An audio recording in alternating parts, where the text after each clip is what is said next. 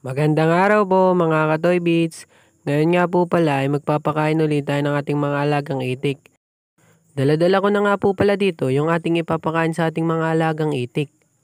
Dahil tanghali na nga po pala ako nagpakain, ay gutom na daw po sila. At nung nakita po nilang nilalagay ko na ang kanilang pagkain, ay agad na po silang naglapitan. Dahil gutom na nga daw po sila. At di na nga daw po nila kayang tiisin ang kanilang gutom. Kaya hindi pa nga po pala ako tapos dito maglagay ng kanilang pagkain. Ay pasyahan na nga po pala silang ditong kumakain. Naunahan pa nga po pala ako nilang maglagay ng kanilang pagkain. Mamaya nga po pala mga Katoy Beats ay mamumulot nga po pala tayo ng kanilang mga itlog. Dahil tanghali na nga po pala tayo nagpakain, ay tanghali na rin po tayo makakapamulot ng kanilang mga itlog mga Katoy Beats.